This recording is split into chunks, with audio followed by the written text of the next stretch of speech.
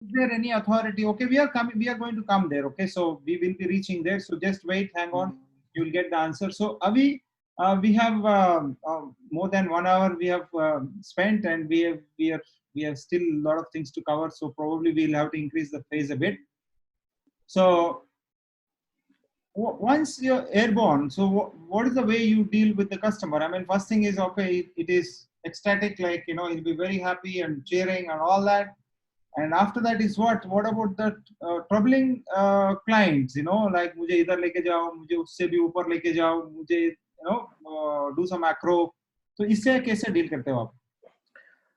So, you know, before before I talk about the air experience, I'd like to talk about the takeoff, because I think it's the most important aspect, and we focus on this, you know, on the procedures. I'm sorry, I thought we are done with that. So, but okay, you can. No. Go ahead.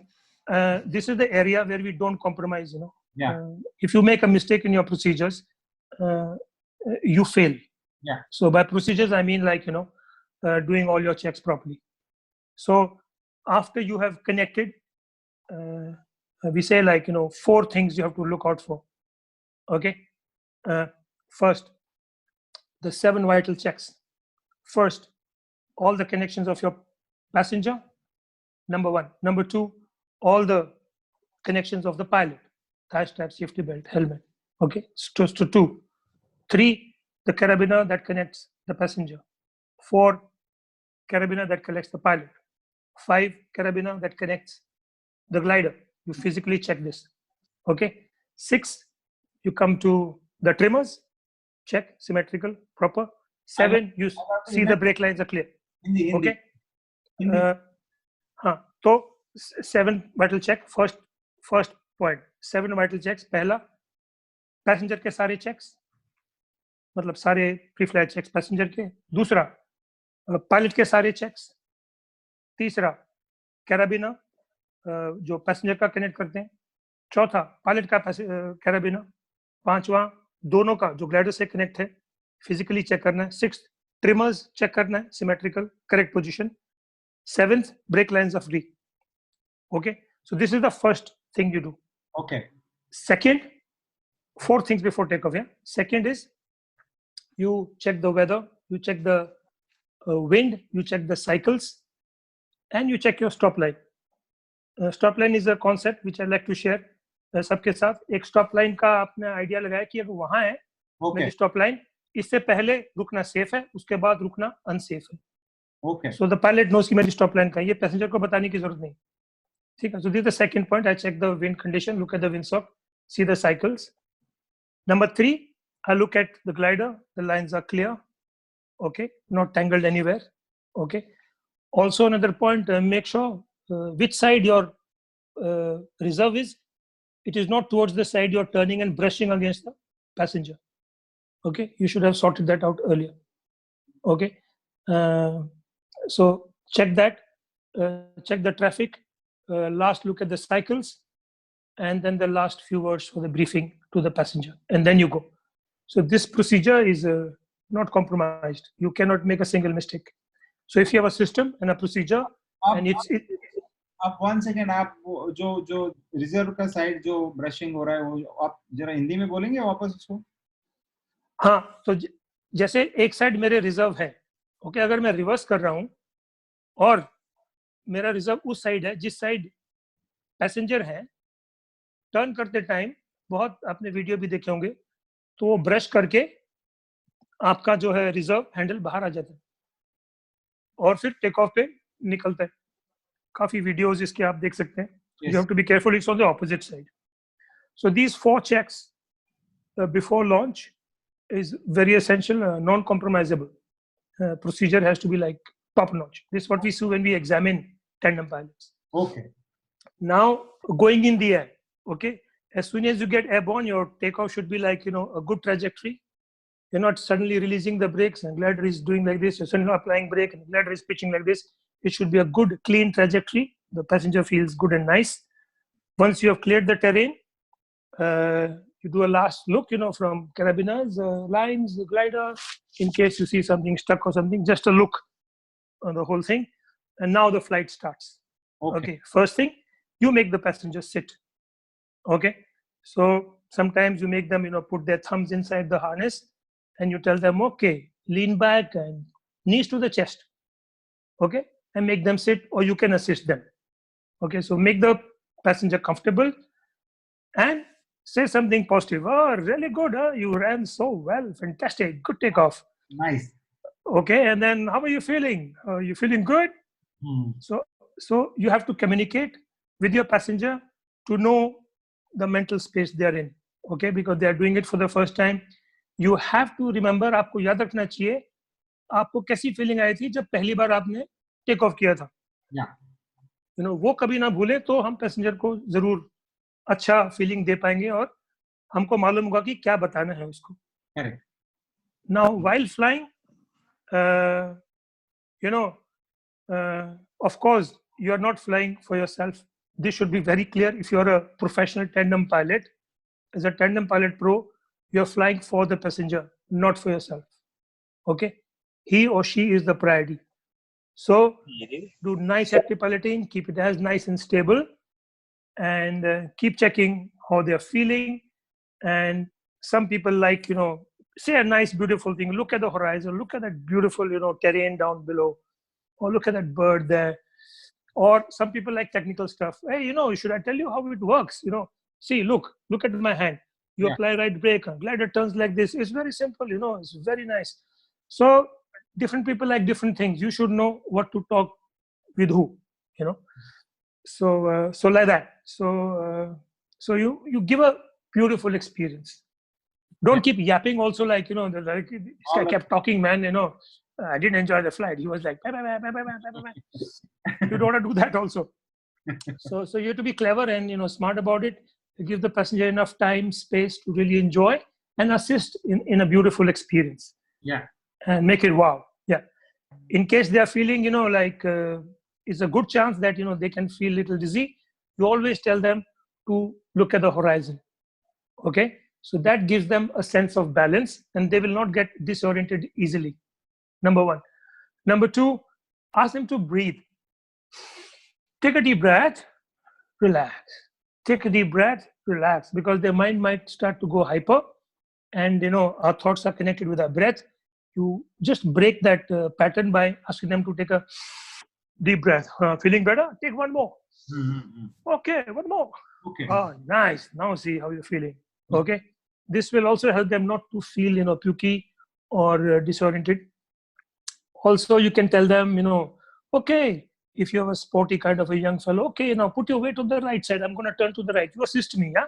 Okay. So, you involve them. So they like it.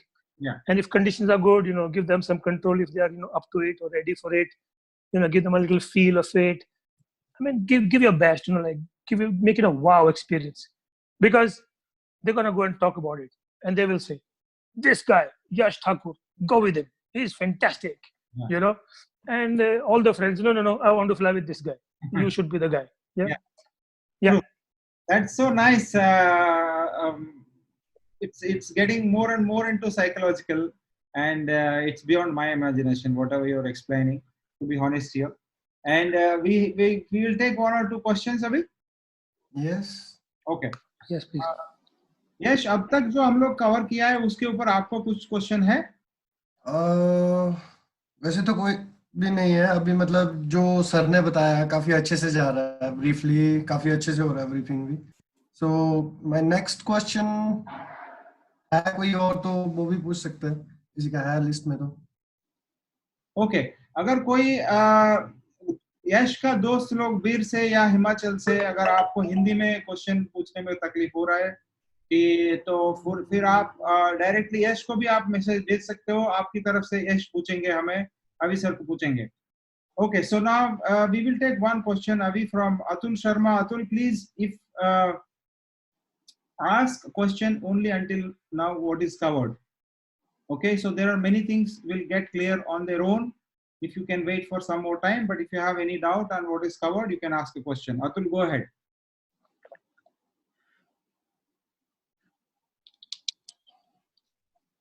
Atul? Clint? Hello. Yeah. Yes, sir.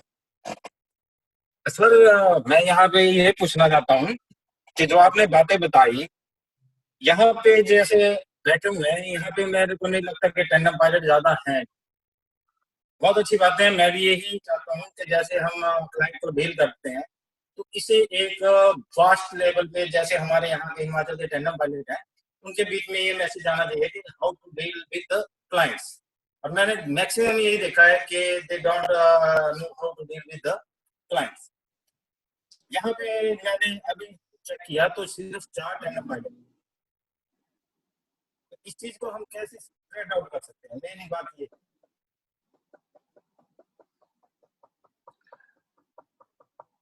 Okay, Badri, you got the question?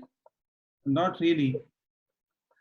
So, Atul, just tell me if हम okay कि आप बोल रहे हैं कि अभी इस forum में इतने टैंडम पायलट प्रेजेंट है नहीं, आपने चेक किया 4 टैंडम पायलट अटेंड कर रहे हैं।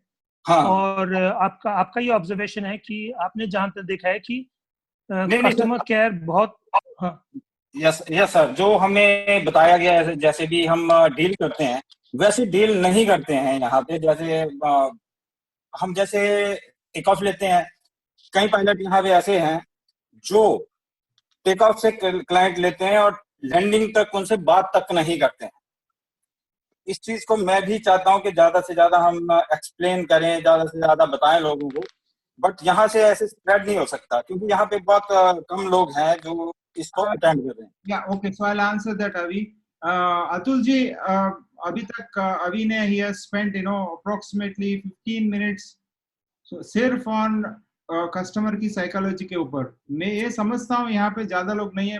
अभी इस वक्त मैं देख रहा हूँ कि हमारी जूम में 34 पीपल है और यूट्यूब में 16 लोग है, मिलजुल के 50 लोग है। इनमें से ज्यादा टैंडम लोग होंगे कि तो 15-20 होंगे। फिर भी हम लोग इसलिए बात सर मैं अपने आप टैंडम 20 मैं 25 साल से टैंडम चला रहा हूँ। मैं भी चाहता हूँ कि एक अच्छी डीलिंग क्लाइंट और पायलट के बीच में हो, बट कई पायलट ऐसे हैं हिमाचल में और हर जगह जो टेक ऑफ से लेके लैंडिंग तक वो बात ही नहीं करते हैं, वो बस फ्लाई किया।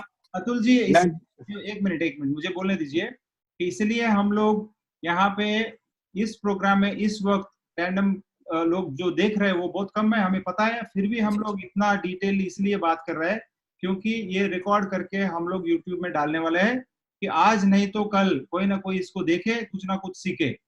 वो ये आपको आपके क्वेश्चन को आंसर करते हैं कि और भी कुछ है? नहीं सर, ये तो है। मतलब इसको एक वास्ट प्लेटफॉर्म बनाया जाए, जैसे टैंडम पायलट और जोड़े जाए इसमें तो ज्यादा बेटर है। तो आपकी लोकल आपकी बॉडी से आप लोगों का जो भी एसोसिएशन है या आपका दोस्त लोग है, अगर आप मिलजुल के अगर कुछ आगे आएंगे तो फिर हम इन्वॉल्व होंगे। जैसे अभी सर है और गुरप्रीत सर है, ऐसे वहां पे अभी अजय कुमार है कि मनाली में बहुत सारे लोग मिलजुल के कुछ करेंगे। ठीक है, अभी तक जो नहीं हुआ आगे आगे तो कुछ कर सकते हैं हम। ओके जी, thank you so much for that question. We'll come back to you.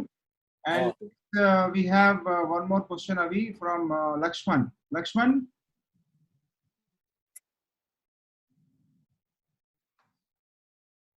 Sir मेरा क्वेश्चन ये है कि अभी आपने सर्टिफिकेशन के बारे में बोला कि ऐसा भी होना चाहिए, लाइसेंस पायलट होना चाहिए। ये सब चीज़ तो ठीक है, मगर ये सब चीज़ होने के बाद भी अगर पायलट बोलते ना वो सब मिस्टेक कर रहा है, पैसेंजर को हैवी विंड में फ्लाई कर रहा है और ड्रैग हो रहा है, सब कुछ हो रहा है, तो उनको मतलब लाइसेंस होने के बाद भी मतलब वो इतने परफेक्ट क्यों नहीं है? That again I'll answer that, Lakshman. सुनिए, अभी वो I can also answer. वो कैसे बोलेंगे? जैसे कि आपको मोटर बाइक चलाने का लाइसेंस मिल गया या कार चलाने का मिल गया, आप किसी को जाके एक्सीडेंट कर सकते हो। ओके, तो वो ये तो पायलट को जानना चाहिए, जिसको लाइसेंस मिला है उसको जानना चाहिए कि खुद का सेफ्टी देखे और बाजू वाले का भी सेफ्टी देखे। अभी प्लीज ये चीज है ना, मैं I can answer that. Laxman, sorry disturb करने के लिए सर आपको। मेरा कहने का मतलब ये था कि ये क्लब में होता है। क्लब अगर एक लेके आया लाइसेंस पायलट को लेके आया, अगर क्लब में हो रहा है ये सब चीज, अगर वो पैसेंजर को उड़ा रहा है तो क्लब ही कर रहा है। अगर एक सोलो पायलट करेगा वो तो यही कर चाहेगा कि भाई मैं किधर अलग लेके जाके किधर अलग फ्लाई करूँ ताकि मैं इनकम करूँ, राइट। इवन अगर क्लब में ये सब चीज हो रही है तो मतलब अगर वो लाइसेंस होने के बाद भी वो पायलट के पास इतनी स्किल नहीं है कि जो वो डिसाइड नहीं कर पा रहा कि उसको कौन से टाइम पे टेक ऑफ करना चाहिए। Okay, so Avi, you got anything from that? Yeah, not like fully. जितना समझ में आया, how much I understood, I'll answer. Fitness of education. You know, we in India need like systems in place. Like, you know, I'll give an example of APPI. If you have a APPI license, does not mean you can do anything. जैसे कि APPI में आप passenger को उड़ाते हैं तो आपको एक सर्टिफिकेट देना होता है पैसेंजर को, जिस पे आपका लाइसेंस नंबर लिखा होता है, और पैसेंजर जाके आपकी शिकायत कर सकता है। ओके, बाकी कोई भी आपकी शिकायत कर सकते हैं APPI में कि this pilot did this with video proof. ठीक है, वीडियो प्रूफ देते हैं और फिर जो सेफ्टी और डिसिप्लिनरी कमेटी है वो एक्शन लेती है, इंक्वायरी करती है, और आप ब्लैकलिस्ट भी हो सकते हैं। There is a system in place. ये कि लाइसेंस हो गया तो अभी मतलब कोई प्रॉब्लम ही नहीं है, नहीं, you have to fly, you are accountable, you are responsible, and you can get blacklisted and your license can be taken away. There is a system in place. There should be a system in place. A person like this should not be allowed to actually fly. ऐसा इंसान जिसको मालूम नहीं है कि उड़ना चाहिए कि नहीं उड़ना चाहिए, जो एक दूसरे unsuspecting customer को रिस्क में ले जा रहा है, I don't think he should be allowed. It's like, you know, some doctor license है नहीं, operation कर रहा है, हाँ, it is the same thing. So if, you know, we are not matured as a community so much that we can come together and, you know, put systems in place, but I hope in the future things improve, because अभी देखो उत्तराखंड में उन्होंने SIV compulsory कर दिया, शायद हिमाचल में भी कर रहे हैं, कुछ तो हो रहा है ना, क्योंकि गवर्नमेंट इज नॉट अवेयर कि पैराग्लाइडिंग को कैसे हैंडल करे भैया। तभी अभी धीरे धीरे वो एक्सपर्ट्स की सलाह ले रहे हैं, तो एक्सपर्ट बता रहे हैं कि भैया प्लीज ऐसा करो। Like ATOI has been helped by Gurpreet, like he said, okay, you know, you should have this requirement, this requirement, this requirement. Don't let any joker, you know, take a passenger and make money and, you know, put risk, you know, to people's lives, and also have negative marketing of the sport only, you know. So there are systems in place already existing. We should adopt, we should follow the system, so right things happen. It is our attempt. Even this initiative by Badri, for example, is a step forward. अभी अतुल ने बोला कि, you know, Atul 25 साल से कर रहे हैं। I know he's a good pilot and वो कस्टमर की केयर करता है और वो चाहता है कि सब केयर करें यार, क्योंकि स्पोर्ट बदनाम नहीं होना चाहिए, यही उसका क्वेश्चन था। सो अभी एक स्टेप तो लिया ना, like Badri, I had some other topic in mind for the, you know, flying stories. Badri said नहीं, अभी तुम टैंडम पे बात करो please. I said okay man. So this is a step already in a good direction. Maybe some people, you know, watch and video, उसको बात समझ में आया, यार लगा यार ठीक बोल रहा है बंदा, कस्टमर की केयर करनी ही चाहिए। एक दो बंदे भी फर्क पड़े तो कुछ तो हुआ ना। So like this, we do our best, you know, together, and yeah, just do our best. I mean, you do your best. That's all you can do, and for the rest, you know, trust Lakshman, the God. is that clear? That is clear your question, Lakshman? हाँ sir, thank you sir. Okay, thank you so much. So Avi, we have a lot of things. I think we'll go quite a bit faster now. Okay. I don't want to leave anything behind because it's not a half story. So let's see this. Okay, so now after a nice experience in the air, so how do you prepare for landing, and then how do you approach the landing? So, you know, for landing, you have to don't talk too much about landing on the takeoff. Just talk about takeoff when you give your 2 briefings on takeoff. Okay. Well in advance, tell the passenger about the landing. Please mention you've done hundreds and thousands of landings. Okay, and prepare him for the landing.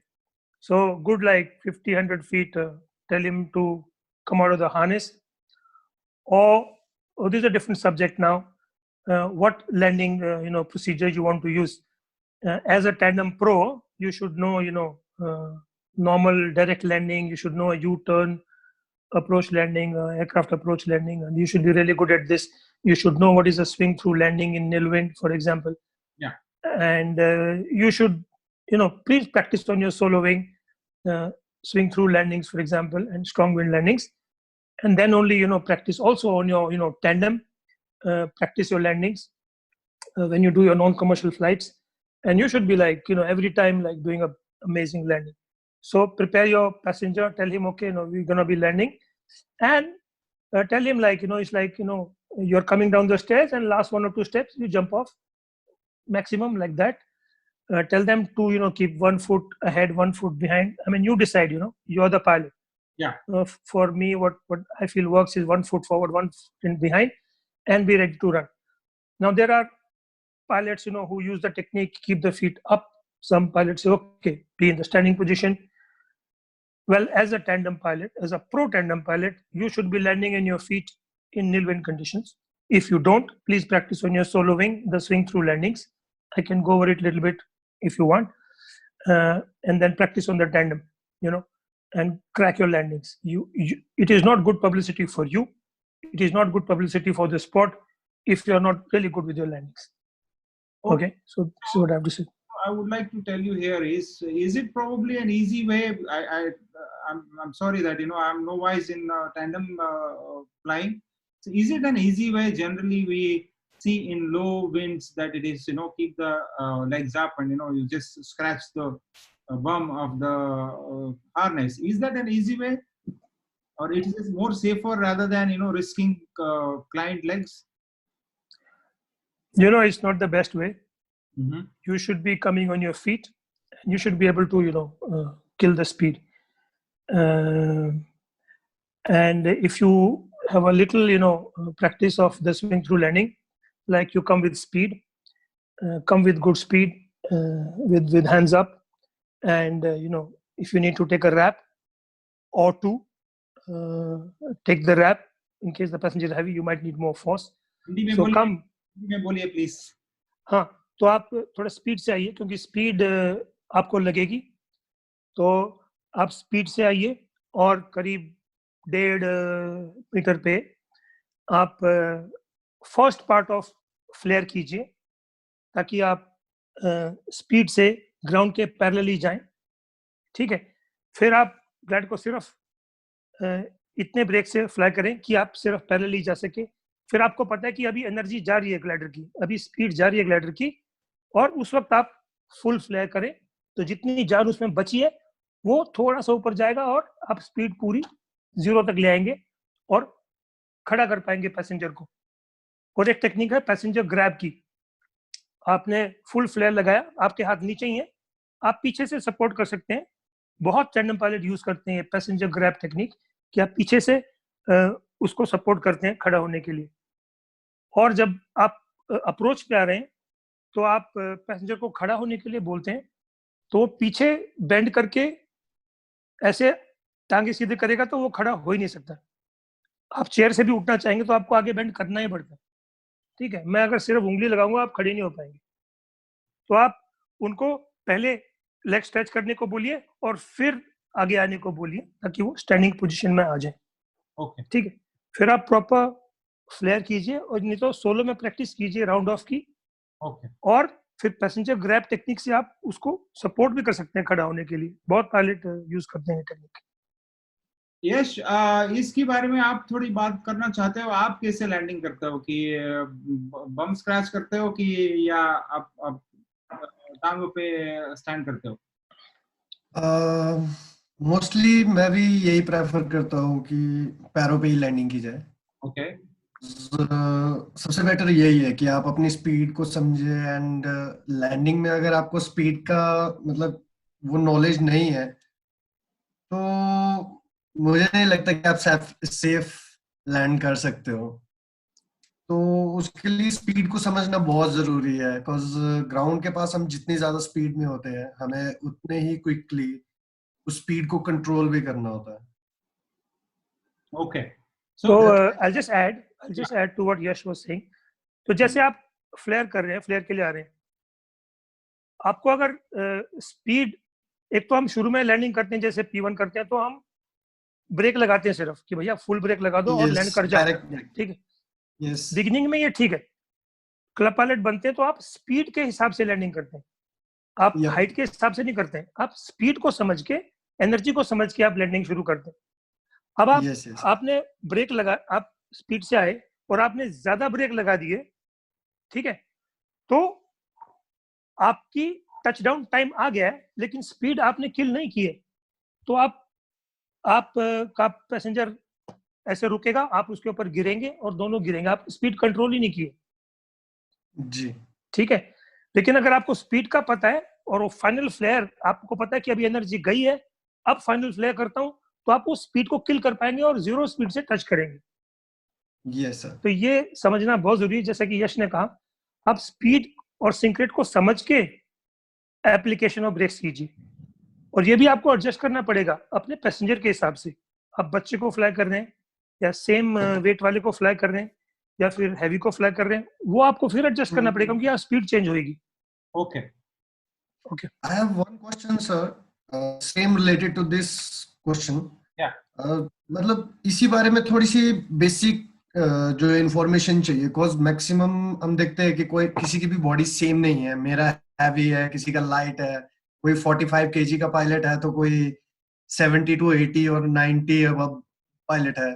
सो आप मैं ये difference मतलब जो difference होता है एक wait limit का कि हम अपने ग्लाइडर में कितना लोड कर सकते हैं एंड किस तरह से हम बेस्ट जो टैंडम में फ्लाई कर सकते हैं, सो उसके बारे में कुछ इन्फो देंगे कि कम से कम जो वेट है वो कितना एंड जो हैवीएस्ट वेट है हम किस हिसाब से कैरी कर सकते हैं ग्लाइडर में। see, one is there are two things. First is please stick to the weight range recommended by the manufacturer, जो आपके ग्लाइडर की वेट रेंज है, क्योंकि उसकी जो टेस्टिंग हुई है वो उसी वेट रेंज की हुई है। और फिर इंश्योरेंस के इश्यूज भी आ जाते हैं, अगर आप उसके बाहर फ्लाई कर रहे हैं तो insurance is not applicable. Badri, मेरे ख्याल से I have a point two talk about insurance little bit letter. Yes. So second is your spreader bar. Use the spreader bar, वो तराजू की तरह है, so adjust Yes. you know कि कहाँ उसको अपने पैसेंजर को लगाना है। फिर एक तो वो हो गया, दूसरा use your trimmers smartly, understand the trimmers and use them smartly. So trimmers using the spreader bar adjustment, and then know that heavy passenger, you know, it will need more force and maybe you know you will need a more, you know, maybe an extra wrap to counter and you know do the flare for a heavier passenger. With lighter passenger it becomes slightly easy, so you can put the child, you know, at a lower point as well, and you know that you only will touch. So कई बार क्या होता है कि हमने decide करना है कि भैया लैंडिंग पैरों पे करनी है या फिर उसको पैर उठा देने। So you know this also depends on your passenger also, conditions also, passenger also. Okay, some passenger, you know, maybe it is safe, you know, that I take the, you know, load of the landing totally on myself, and this passenger, you know, he's an old man, I'll ask him to keep the legs up, you know. Yeah. But be very careful because, you know, hitting with the bum, the spine is involved, and try to get the technique of, you know, swing through, practice on the solo, and then use it. And once you crack it, you'll say, oh, wow, you know. You will enjoy, you know, landing people. Take it as a challenge and yeah, crack it. Yeah. So Yash, और कुछ है? One more question, sir. Yeah. What is the right standard routine for a tandem paragliding? What you can suggest, like हम जैसे रोज fly करते हैं या बीड में भी फ्लाई करते हैं, कहीं भी फ्लाई करते हैं, तो आपके हिसाब से अभी इंडिया में जिस हिसाब से हम चल रहे हैं, तो क्या एक स्टैंडर्ड रूटीन होनी चाहिए जो हर कोई पायलट फॉलो कर सके, मतलब न्यूअर भी and older? So so that's what I was, you know, trying to, you know, share. Like I said, you know, like step one, interaction with the client. Okay, step one, first interact with the client, observe the client, judge the client health, fitness, etc. Okay, introduce yourself nicely, bring the, you know, nervousness down. So this is number one, step one. Step two, introduce the activity so the passenger knows कि क्या होने वाला है. Okay, यहाँ से take off है, 20 minute का flight है, या वहाँ नहीं जाएंगे, ये होगा, लैंडिंग वहाँ होगी. Step two, introducing the activity. Okay. Step three, setting up. Okay, step 3 में आ गया, आपने अपने पैसेंजर को हार्नेस पहनाई, ब्रीफिंग दी, उसके बाद आप इक्विपमेंट के पास गए, आपने सबसे पहले अपना पिन देखा, क्योंकि उसके बाद पहनने के बाद आप नहीं देख सकते, सबसे पहले अपनी हार्नेस उठाई, सबसे पहले पिन देखा, अपनी हार्नेस पहनी, okay. And step 4 the canopy layout, आपने कैनोपी लेआउट किया depending on the wind condition, okay, strong है या वीक है, उस हिसाब से आपने कैनोपी लेआउट की, लाइंस क्लियर की, अपने आप को कनेक्ट किया, आपने पैसेंजर को बोल दिया डोंट मूव फ्रॉम हियर, क्योंकि कई बार आप रेडी हो गए, पैसेंजर कहाँ गया, अरे वहां घूम रहे, so you tell him like, you just stand here, okay, observe me, now I am getting ready, I will call you. So he knows his place, he's safe, you have to keep him safe. So now you set up the glider, you clear the lines, everything is okay, mushroom or open, whatever. Now you call the passenger, please come, we are ready. So he comes, so now you connect. Okay, step 5, do the checks, I already shared with you, okay. 4 things before launch now, okay. 7-point check, okay. You check the cycle, you check the wind, you check the traffic, you check the stop line, you check your glider, you check the lines, everything is okay. And now last words to the passenger, okay, you remember, ready, okay, what are you going to do, I'm going to run in that direction, okay, very good, very good, okay, now I go, okay, I inflate the glider, please walk back, okay, very nice, now stop, okay, now start walking, let's go. So this is step 5. Step 6 is the launch, make sure trajectory is good, okay, not drifting, not going up and down. Now you just last check, everything is okay, make the passenger sit down, okay. And then in the air, we talked about it, please connect to the customer, give the best experience. If you want to do good business, he's going to talk or she's going to talk to their friends, etc. Go to Yash, okay. So give a nice experience in the air. Then, okay, let's prepare for landing. My favorite part, landing, beautiful landing, okay. So what you have to do, not too much, just, you will be in the standing position, come out like this, and you have to just like jumping off from, 2 last steps and just run, okay. And like this, once you land, okay, talk to the customer, hello, how was it, good fun, yeah, la la la. Make sure the customer is safe in visual contact. Don't leave the person walking around and coming in the way of some other pilot, etc. You quickly pack, make him involved, then go on the side, do a nice debrief. How was it for you? Did you like it? A good question to ask yourself is, will he like to do it again? Ye kya dobara karna chahega? If yes, you are successful, and say, if you're not happy, I'm ready to give the money back. Okay. Okay. Yeah. That's really nice. So this I talked about 7. Sorry, Badri. 7 steps, very simple. Any and everybody can follow. Okay. The easiest route. I was about to ask you what is the last parting words. So it is nice thing you said, because I offer the same thing to my clients. If you're not happy with my work, so I won't be charging you. Of course, you won't be able to use my work also. That's different. So Same. You if somebody is not happy, you should not feel good, Yeah.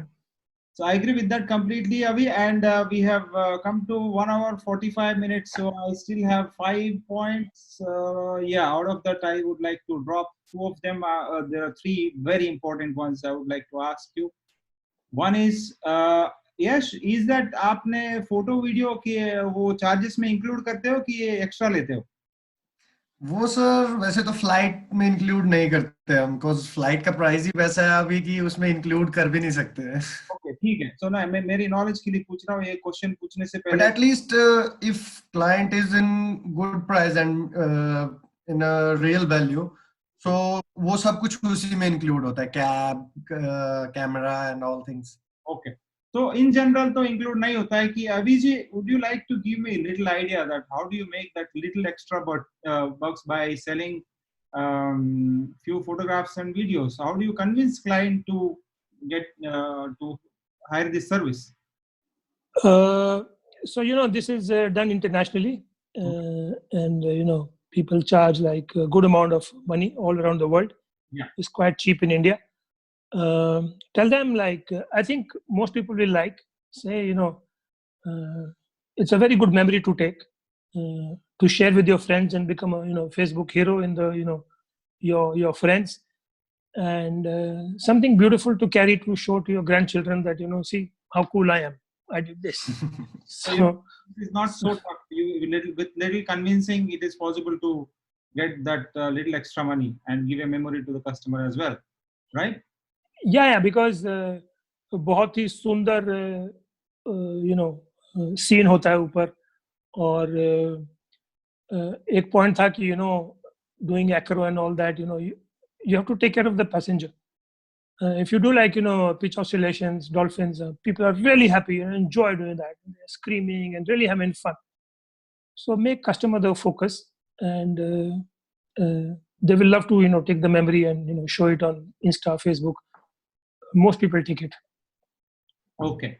So, Because if you show them video in the office, or before your ground crew shows them like, look, this is what you can get. Oh, some nice video you show. Oh, I also want.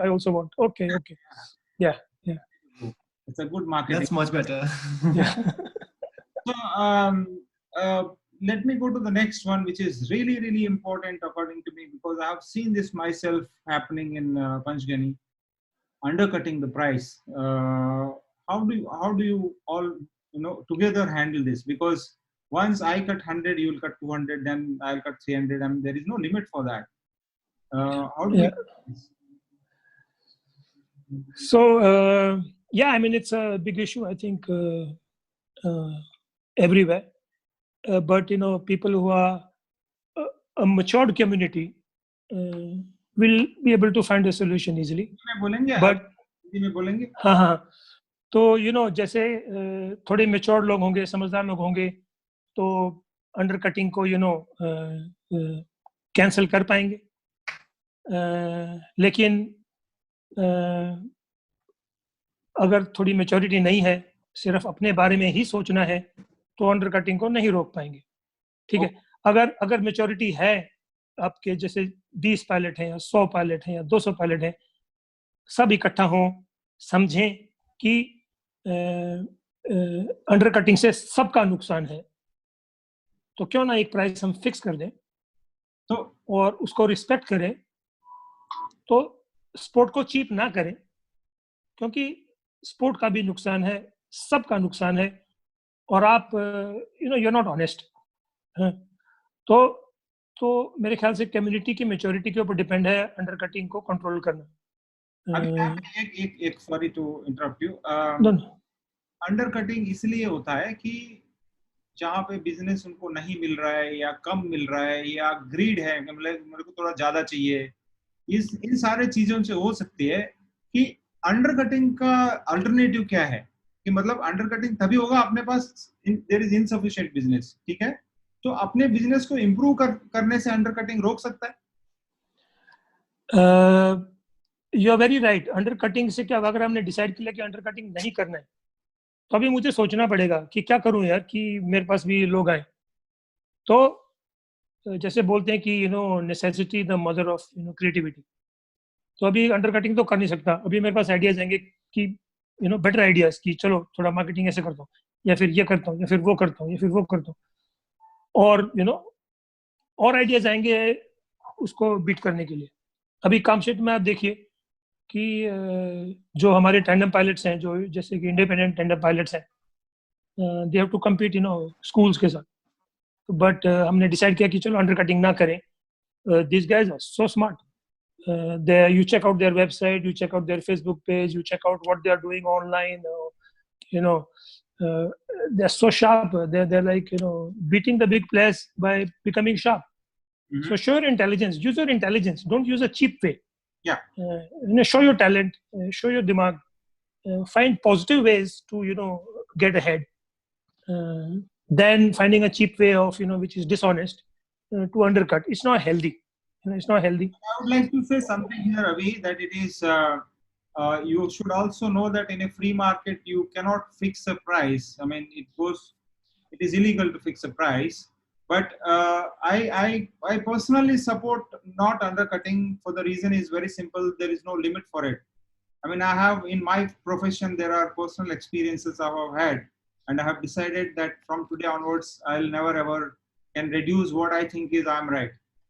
तो ये मैंने सोचा Correct. हम नहीं करना चाहिए, तो एक पॉइंट है कि but whereas fixed price is not legally allowed, it seems. So I have some comments from somebody. You know, I think if you see the practices worldwide, you know, Tandem, like, you know, go to Interlaken and, you know, these places, they generally have fixed price, okay, which is, if it is exorbitant, like, you know, a group of people decide unreasonable बढ़ा के fix करें, I think that doesn't make sense. Yeah. It is not healthy. But if you, like, you know, it's an understanding between the community. If you undercut it, then you kill it. Yeah. You know, you kill it, because other person will reduce further, and you destroy the game.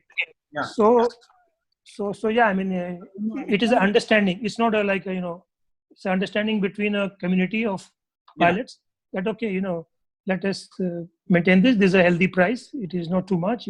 We deserve that. There is depreciation.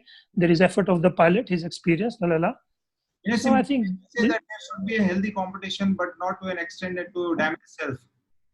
absolutely. Like a healthy price, which everyone agrees, and we see is reasonable, depending on the market, and we agree to, you know, go for that. So Undercutting means you know, you make a fool of yourself, basically. Yeah, तो to the community मैं ये बोलना चाहता हूँ कि आपका price बहुत कम मत कीजिए, कि एक अंदाज की प्राइस पे ही रखिए. बहुत सारा नीचे करने से पूरा इंडस्ट्री को वो डैमेज हो सकता है. ये मैंने देखा है कि पंचगनी में 2010 में कि मेरा दोस्त ने 700 रुपए में टैंडम उड़ा था.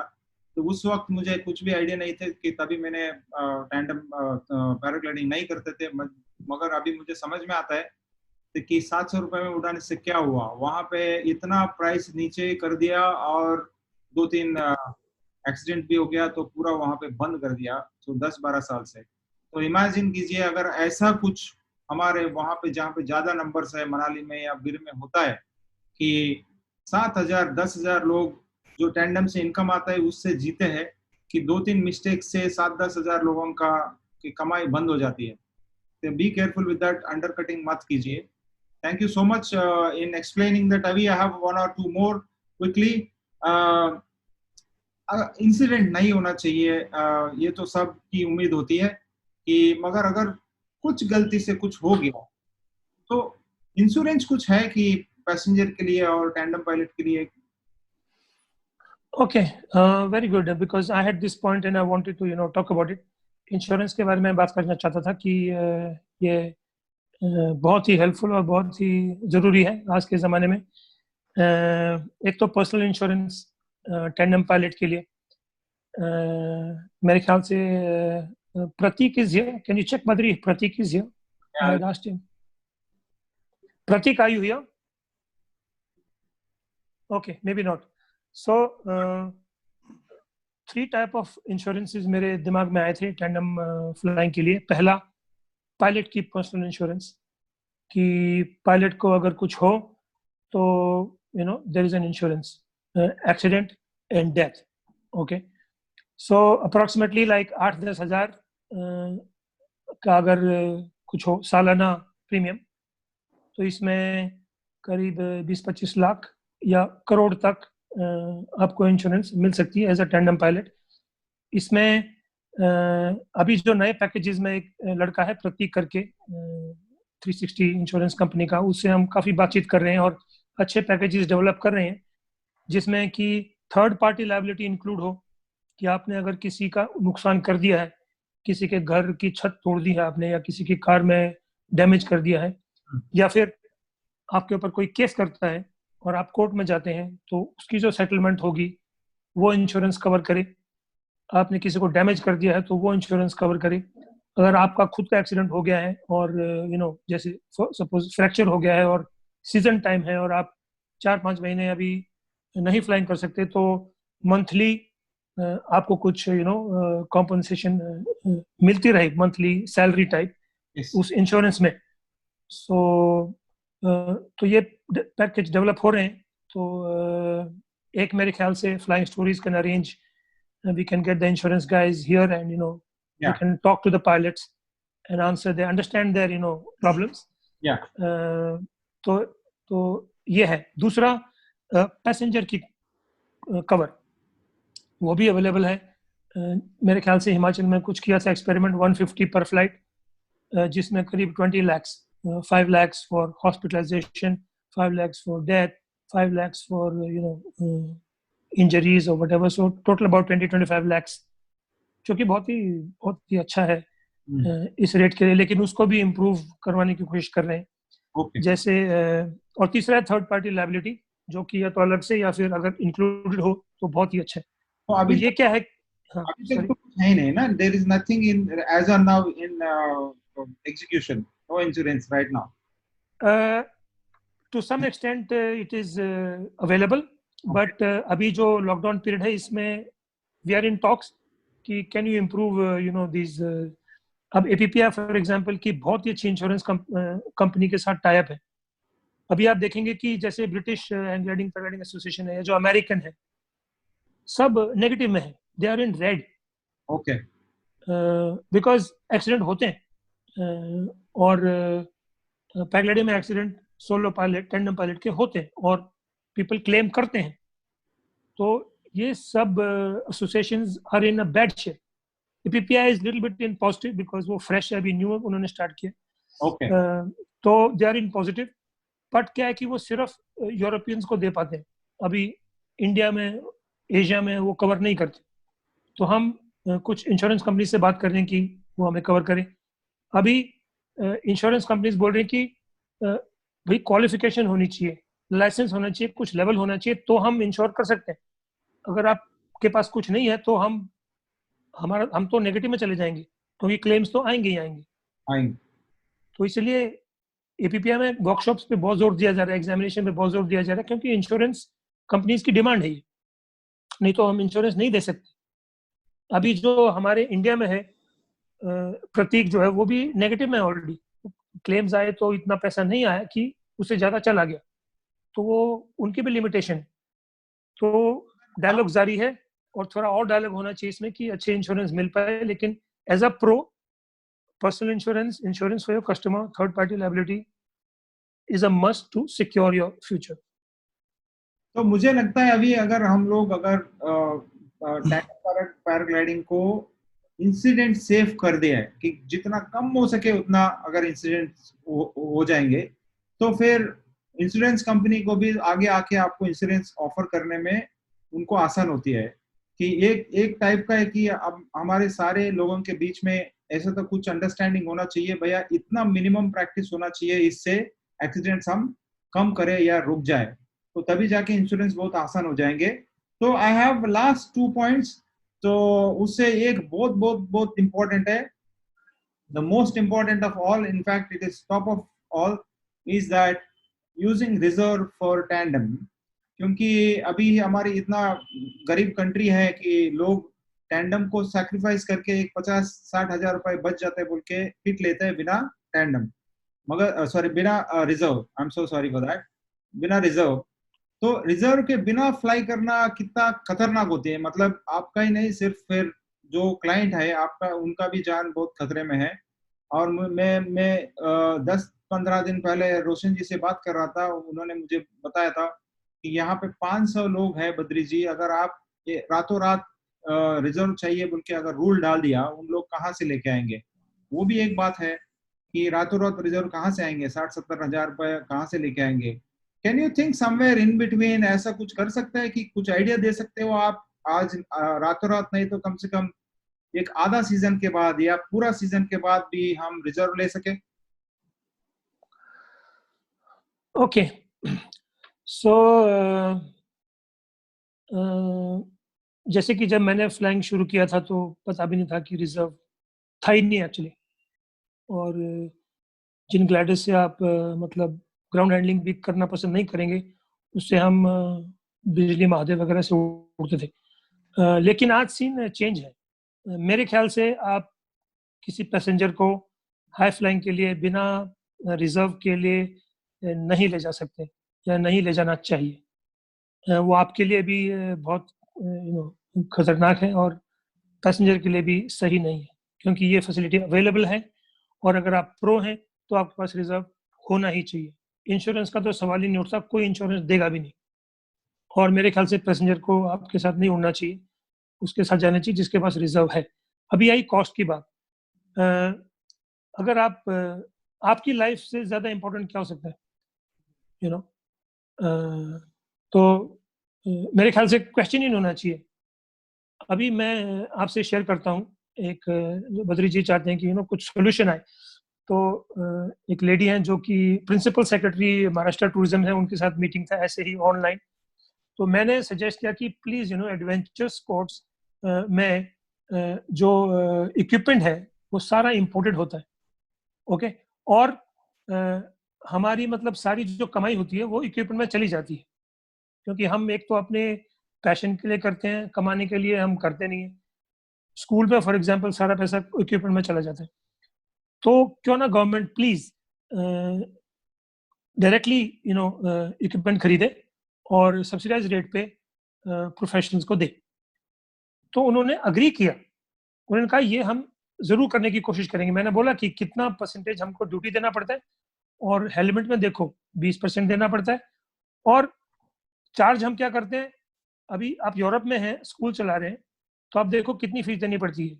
आप फ्लाइट करते हैं, टैंडम फ्लाइट, देखो आपको कितनी फ्लाइट की फीस देनी पड़ती है। हमको उनसे ज़्यादा महंगा इक्विपमेंट पड़ता है, उनसे आधी से कम हमारी इनकम होती है, फिर भी हम ये करते हैं क्योंकि लोगों को शौक है, वो पैशनेट है।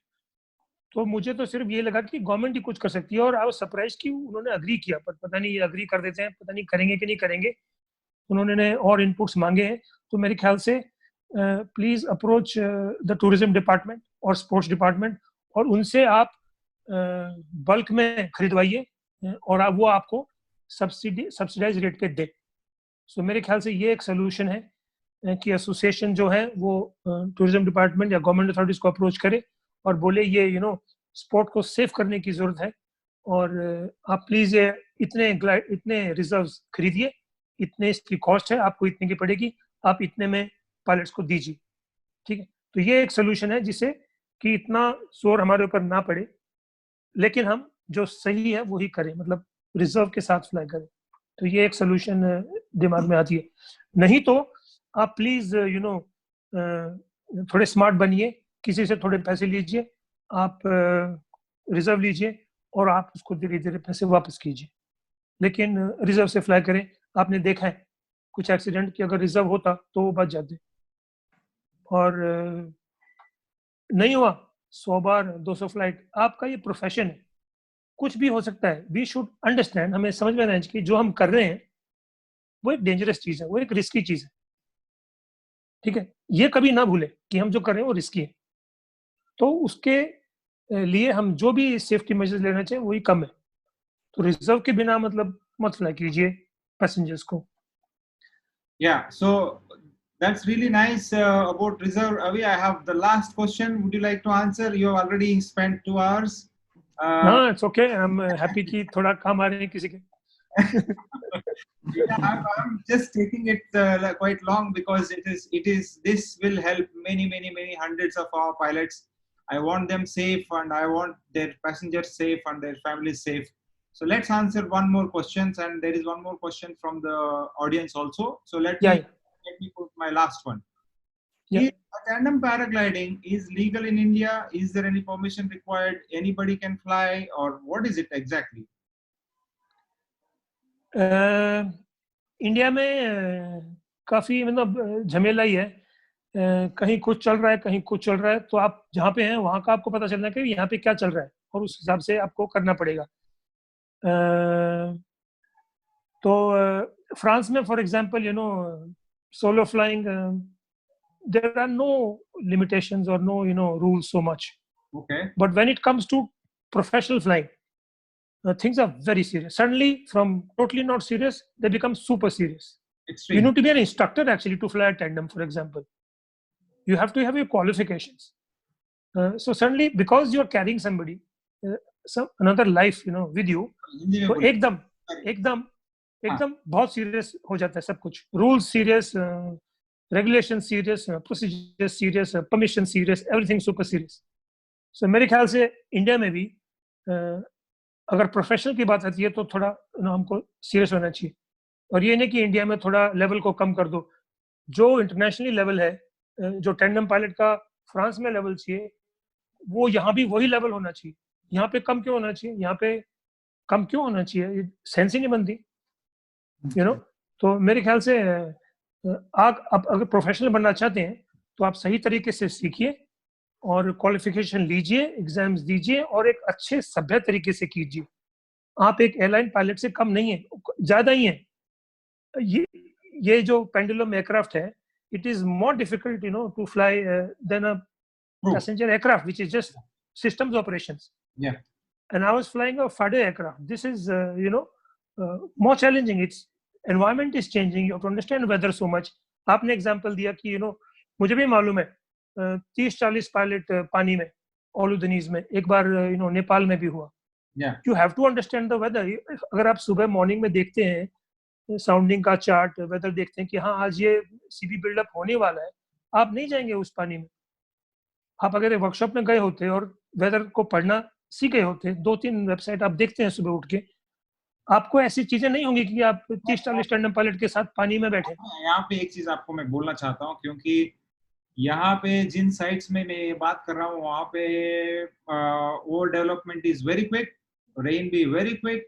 मतलब ये जो वेदर में रिपोर्ट में आता है कि नहीं है मुझे पता नहीं है, कि सडनली डेवलप हो जाती है और suddenly this thing happens. You see this in soundings, yeah. Yeah. Okay. You can see this, yeah.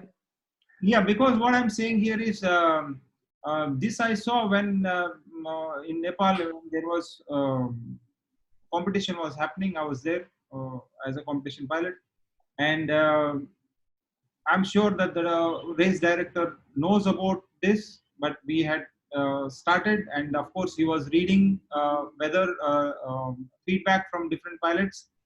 And then he asked all pilots to land as soon as possible. And after that, we have seen this. Like most of our race pilots have landed, and there were a couple of tandem pilots I've seen, like particularly in Volodenish. Like they were flying, fighting the wind coming from the sea for a too long time. It was like 30 minutes probably. Keep on fighting, because it was not penetrating. It was only going backward. Some went to the hill, some landed on the houses, some landed on the middle of the street, stuff like that. Anyway, I think it is to certain. It's okay. It's okay. Like for competition flying, the margin will change. Here you are doing tandem commercial operations, taking somebody else. So you need to know your stuff. Idea is that you need to know your stuff. Yeah. As a pro. Yeah. So. To here I end my questions. So I have a couple of them from audience again. So we'll take 2 more minutes. Roshan ji has come back. Roshan ji.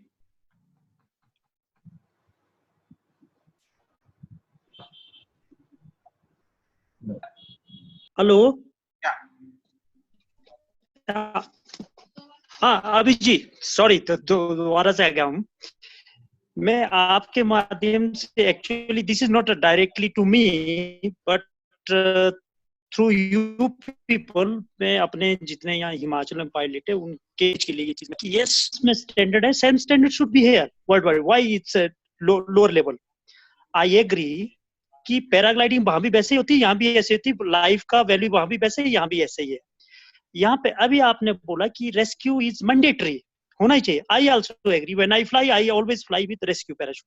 पर आपको ground reality को एक समझना पड़ेगा, and you are well aware about this Kullu Manali है ना। तो यहाँ पे जितने भी लोग फ्लाई कर रहे हैं बिना रेस्क्यू पैराशूट के फ्लाई कर रहे हैं अभी भी। और अब इसमें 2 क्वेश्चन मेरे दिमाग में रेज कर रहे हैं। आपने बोला कि स्टैंडर्ड जो है सब जगह एक ही होना।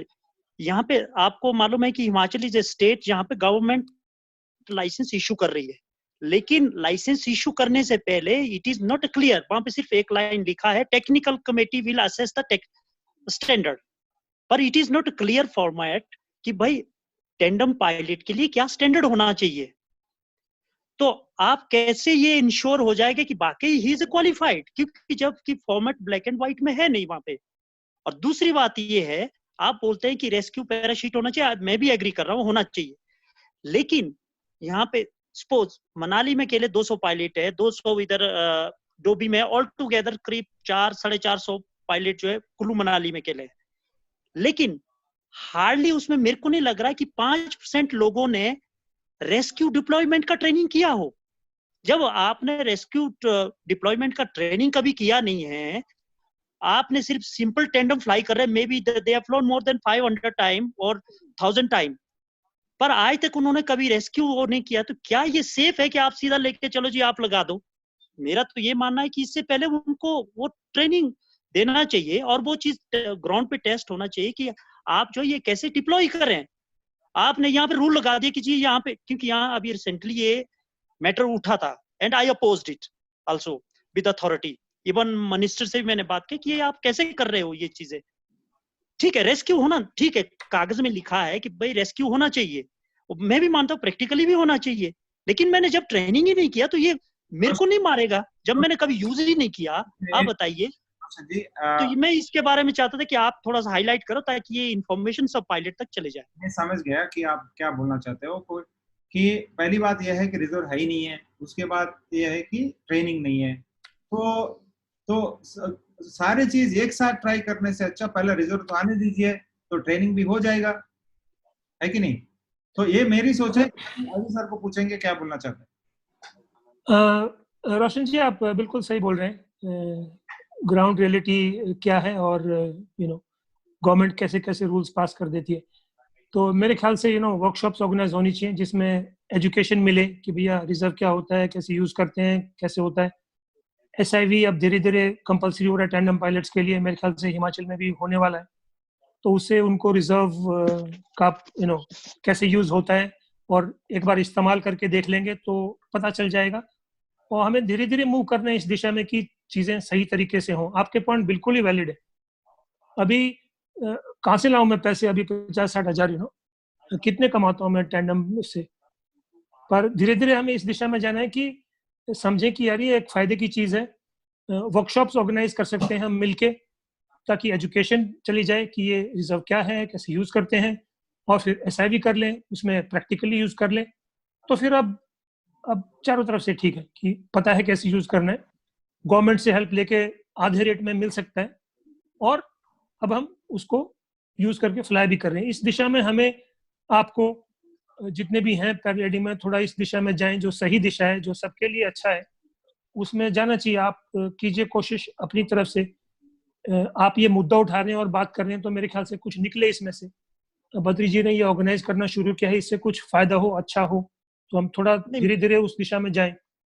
नहीं, मेरा इसके पीछे जो अभी मैंने क्वेश्चन रेज किया, मेरा इसके पीछे यही मकसद था कि सिंस अभी इस प्लेटफॉर्म में सारे सीनियर पायलट्स डिस्कस कर रहे हैं इन सब चीजों को, और सब जानते हैं कि क्या चीज होना चाहिए।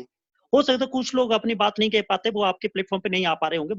मेरा इसके पीछे ये कंसर्न है कि जो सो कॉल्ड या जो अथॉरिटी है इसमें, क्या हम उनको इस प्लेटफॉर्म के थ्रू पुश कर सकते हैं कि भाई ये चीज आप करिए। आप जैसे अभी आपने बोला वर्कशॉप, अभी यही चीज, क्योंकि यहाँ पे हमारे यहाँ पे हर डिस्ट्रिक्ट में पैराग्लाइडिंग रेगुलेटरी कमेटी है, उसका चीफ जो है चेयरमैन है, डिप्टी कमिश्नर होता है, और यहाँ कुल्लू कमेटी का I am also one of the member. और जब, क्योंकि यहाँ पे देखा होगा आपने पीछे अभी कंटिन्यूसली कुछ एक्सीडेंट हुए थे, तो ये क्या होता है जब एक्सीडेंट होते फिर जो है वो कमेटी का मीटिंग बुलाते हैं। अभी 7 मार्च को मीटिंग था, तो I was out of station, मैं गुलमार्ग में था खेलो इंडिया में, मैं अटेंड नहीं कर पाया। वहां पे ये चीज बात हुई, वहां पे जो 1-2 लोग थे गवर्नमेंट ऑफिशियल वहां पे बोला उन्होंने, और मेरे को जो इन्फॉर्मेशन है कि वहां उन्होंने बोला कि आप जो है इनका कुछ रिफ्रेशर ट्रेनिंग करा दो रोशन अपडेट करने के लिए। 1 मिनट में आपको रुकना। मैं समझ गया आप क्या बोलना चाह रहे हैं कि पहले चीज ये तो समझ में आना चाहिए हम सबको as a paragliding community, that we need to first of all improve ourselves. ये हमारी सब में आना चाहिए कि जो नया पायलट लोग जो आता है कि बहुत सारे पैसे ट्रेनिंग में या इक्विपमेंट में डाला हुआ रहता है, उसको रिकवरी करना पड़ता है। तो किसी चीज के बारे में ज्यादा कुछ सोचेंगे नहीं है कि हम अगर हम 700-800 लोग हैं, हमारे बीच में पहले से एक अंडरस्टैंडिंग आना चाहिए। हम सब लोग पहले समझना चाहिए कि भाई ऐसा होने से क्या हो सकता है, 3-4 गलतियों से सबका बंद हो सकती है, ये नहीं होना चाहिए। तो इसीलिए ये डिस्कशन रखते हैं कि इसको आगे भी लेके जाएंगे, दूसरे पैनल्स बुलाएंगे, इसको डिस्कशन करेंगे आज के लिए इतने के लिए रखेंगे रोशन जी. I'm sorry that we are not taking it too forward. We have one more person to attend. Ajit, are you still there? Yours is the last question. Yeah. Okay. Just one word to Mr. Roshan. जैसे कि मैंने आपको बताया कि महाराष्ट्र में हमने tourism department से meeting किया, ऐसे ही अभी थोड़ा वक्त है कि ऐसे ऐसे मीटिंग हो सकते हैं. तो आपका बहुत अच्छा सजेशन है कि हमें ये जो ऑफिशियल्स हैं टूरिज्म डिपार्टमेंट, इनसे थोड़ा इंटरेक्शन करना चाहिए ताकि सही काम हो सके, जैसे कि इक्विपमेंट सस्ते पे मिल सके और राइट काइंड ऑफ सिस्टम्स उसमें लाए. तो मेरे ख्याल से ये अच्छा समय है ऐसे डायलॉग शुरू करने का गवर्नमेंट अथॉरिटी से ऐसे प्लेटफॉर्म पे. सो मेरे ख्याल से बद्री जी कुछ करेंगे इस डायरेक्शन में. Okay Badri, last one. एक अंडरस्टैंडिंग आना चाहिए सर. पहले हमारे बीच में अंडरस्टैंडिंग आना चाहिए, हमारी बीच में डिफरेंसेस कम होना चाहिए. इसकी बात मैं क्यों सुनूं, उसकी बात वो क्यों सुने. अगर जब तक ये है तो हम वीक हैं. पहले हमारे बीच में अंडरस्टैंडिंग आना चाहिए. तो एक दो पार्टी होने में कोई प्रॉब्लम नहीं है. 10-12 पार्टी हो गया, 10-12 अलग हो गया कि ग्रुप्स, तो फिर वो वीक हो जाएगा. ये तो एक बहुत सिंपल सी बात है. और दूसरी बात यह है कि ये एडवेंचर स्पोर्ट है, इसके बारे में गवर्नमेंट को कुछ ज्यादा पता नहीं है, क्योंकि जो ऑफिशियल आता है कि कोई क्वालिफिकेशन से आता है या कोई एक्सपीरियंस से आता है, कि उनको भी बहुत सारा नॉलेज नहीं रहता है. कि गवर्नमेंट को भी नॉलेज देना हमारा काम है. That's what Abhi ji is saying. Abhi you want to say one more word on that? नहीं, क्योंकि we can't blame the government. We have to educate them. हमें उन्हें बताना पड़ेगा कि कि क्या करना चाहिए. और अभी अच्छा समय है ये, क्योंकि कुछ एक्टिविटी नहीं है, तो इनके साथ ये डायलॉग इनिशिएट करने का कि जैसे ही हम एक्टिव हों तो हम कुछ अचीव कर पाए इस दिशा में जिसके बारे में आप बात कर रहे हैं रोशन जी. तो बद्री जी जस्ट, हाँ बोलिए. अभिजीत जी, आई एग्री विद यू. अभी जो आपने बोला कि हमको एजुकेट करना चाहिए, इसके लिए हम कौन सा ऐसा तरीका अपनाएं कि जो अथॉरिटी के लोग, जैसे आपने बोला आपकी डायरेक्ट इंटरेक्शन हुई तो कोई प्रिंसिपल सेक्रेटरी था, से for example since in Himachal में जो इसका डीलिंग होता है सेक्रेटरी टूरिज्म, क्या हम इनको या ऐसे प्लेटफॉर्म पे क्या ला सकते हैं या इंडिविजुअली इनसे इंटरेक्ट, कुछ ऐसा रास्ता कुछ फाइंड आउट कर सकते हैं हम, जिससे हम इनके देखिए क्या है कि सेक्रेटरी से कभी आपकी और हमारी कभी 1-to-1 बात नहीं हुई है, और ना ही, और उनको जो लोअर लेवल के जो ऑफिशियल्स है गवर्नमेंट के, वो लोग अपडेट कर देते हैं कि ये है जी. अब उनको कोई नॉलेज है नहीं तो वो बोलते हैं यस यू गो हेड. तो ये जैसे आपने बोला कि ये हमारा ड्यूटी है उनको एजुकेट करना, और उनको एजुकेट करने के लिए प्लीज फाइंड आउट सम वे जिससे हम डायरेक्टली उनसे इंटरेक्ट कर सके. सो दिस इज द वे. आप की जो एसोसिएशन है या फिर आपके जो 3-4 जो मेन मैच्योर्ड कम्युनिटी में पायलट्स हैं, आप डायरेक्टली सेक्रेटरी टूरिज्म से बात कीजिए कि हाँ हमारे 2-3 पॉइंट हैं, हम मीटिंग करना चाहते हैं, बहुत ही इंपॉर्टेंट इश्यूज हैं, सेफ्टी के इश्यूज हैं, can we have a meeting. और आपको सरप्राइज होगा कि ये जो हमारी मीटिंग हुई 3-4 दिन पहले, ये उनका इनिशिएटिव था. हमको फोन किया कि आप प्लीज आके बात करो. ऐसा भी हो सकता है. मेरी टूरिज्म सेक्रेटरी से जैसे उत्तराखंड में था, मेरी उनसे डायरेक्टली जाके बात हुई 1-to-1 भी. अभी once again they are open. We can have meetings online also. Sorry again. रोशन जी एक काम कीजिए कि अभी बहुत सारे हमारे बच्चे लोग ऑनलाइन पे है. आप ये काम कर सकते हैं. अगर इसके बाद, ये सेशन के बाद अगर आपको वापस आना है तो अभी you have more time after this session just in case. I can hang on. Okay, तो अगर आपको चाहिए तो आप एक 5-10 मिनट के लिए वापस आ सकता है, क्योंकि ये थोड़ा अगर लंबा डिस्कशन जरूरी है तो हम करेंगे. ओके जी. Okay. Thank you.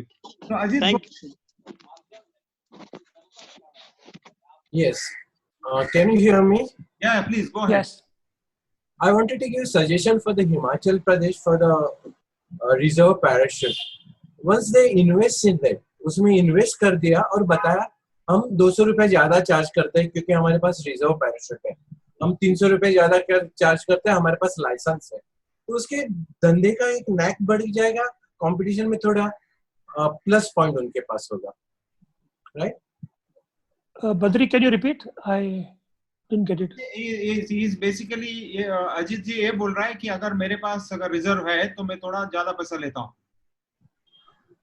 Okay, customer से. राइट. अगर ऐसे हिमाचल वाले करेंगे तो उनके पास ज्यादा अट्रैक्ट होगा जिसके पास रिजर्व है.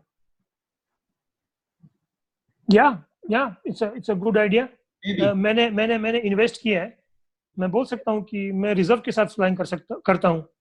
मेरे पास लाइसेंस है। these are good marketing tools. Yes, Yeah. you should sell that. Yeah, कि एडवेंचर स्पोर्ट है, रिस्की है, कुछ हो सकता है, खुदा ना खास्ता, लेकिन मेरे पास रिजर्व है। मेरे पास तो है, सबके पास नहीं है। सबके पास नहीं है। It's a good idea. Yeah, sure. Ajit, thank you for that. Thank you for that. यश, आपका कुछ क्वेश्चन है लास्ट, तो हम लोग कंप्लीट कर देंगे। Yeah, yes, I have last one question. Yeah. Sorry, I have two questions.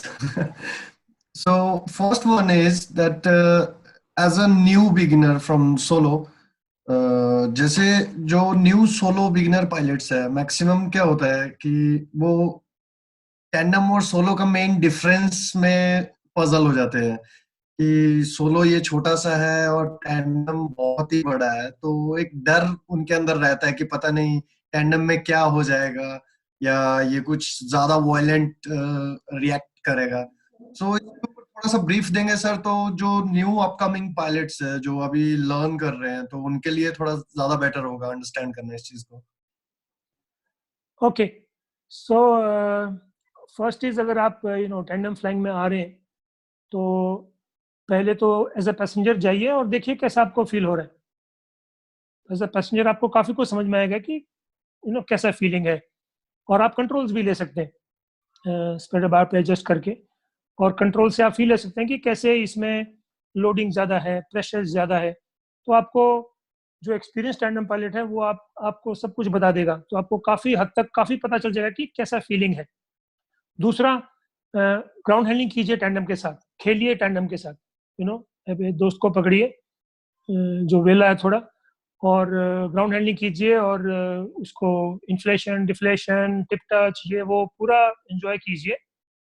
और क्योंकि आपने काफ़ी ग्राउंड हैंडलिंग कर लिया है और एज अ पैसेंजर भी कई बार जा चुके हैं, और फिर आपको इंस्ट्रक्शन ये देनी चाहिए कि सोलो की तरह फ्लाई करो, समझो कि सेम है। ओके, एंड नेचुरली 100 घंटे के बाद और प्रैक्टिस के बाद और एज अ पैसेंजर के बाद, it's a very easy adaptation, very easy step forward. Yeah, thank you. Cheers. Last one is, what kind of changes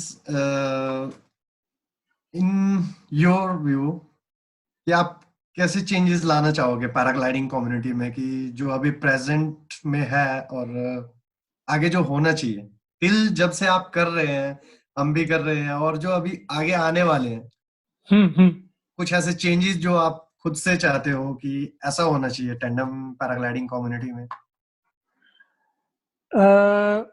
सबसे thank you for this question. थोड़ा मैं दिल खोल के बोल सकता हूँ। सो सबसे पहले तो कि टैंडम पायलट एजुकेशन की दिशा में कुछ हो, कि हम सपोर्ट कर पाएँ वर्कशॉप्स के थ्रू, कि अपने पायलट्स को अच्छी एजुकेशन मिले और पूरी नॉलेज के साथ वो फ्लाई करें। और मैं चाहूँगा कि वो अच्छे इक्विपमेंट के साथ फ्लाई करें। मैं चाहूँगा कि वो अच्छा कमाएं, अंडर कटिंग वगैरह ना करें, जितनी उनकी एक्चुअली वैल्यू है, जो वो डिज़र्व करते हैं, कि वो उन्होंने प्रैक्टिस की है, उन्होंने मेहनत की है और जान पे खेल रहे हैं, तो उनको डिज़र्विंग फ्लाइट की वैल्यू मिलनी चाहिए, ताकि वो अच्छा कमाएं। और कम्युनिटी में हम फ्लाइंग वाले लोग हैं, हमारे अंदर मेल जोल बहुत ज़्यादा अच्छा होना चाहिए। हम एक आसमान में उड़ते हैं, तो हमारी जो अंदरूनी आत्मिक वननेस है, उसकी समझ हमें ज़्यादा होनी चाहिए, और हम बाकी बिजनेसेस के लिए एक एग्जांपल होना चाहिए कि कितने खुश और कितने खुलदिल और कितने आपस में इनका मेल जोल है और कितनी दोस्ती है। इस दिशा में मैं ज़्यादा प्रोग्रेस देखना चाहूँगा, कि लोग आपस में बहुत खुश हैं, आपस में उनकी दिल मिले हुए हैं और इकट्ठे होकर कुछ अच्छी प्रोग्रेस कर रहे हैं। क्वालिटी ऑफ फ्लाइंग इंप्रूव हो रही है, सेफ्टी इंप्रूव हो रही है, और पैराग्लाइडिंग का जो इम्प्रेशन है देश में, वो बहुत सुंदर और एक अच्छा इम्प्रेशन है। तो ये चीज़ें मैं देखना चाहूँगा।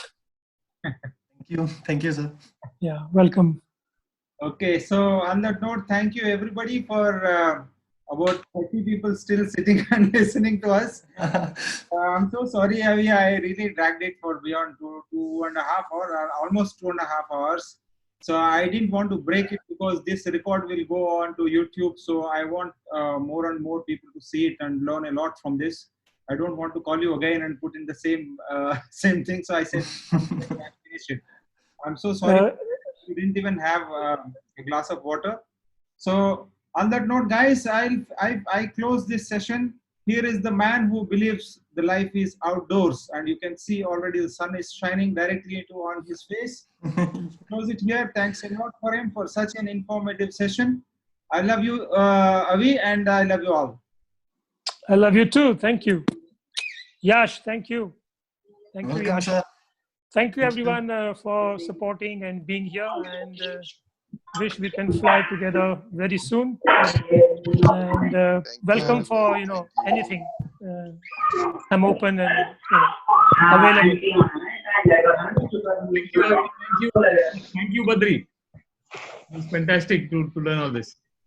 Thank you. Thank you, Avi sir. Thank you, Flying Thank you, Avi sir. Thank you, dear. Thank you, Avi sir. Thank you. Thank you. Thank you. It was Thank you. so good to talk to you. Thank you, Thanks. everybody.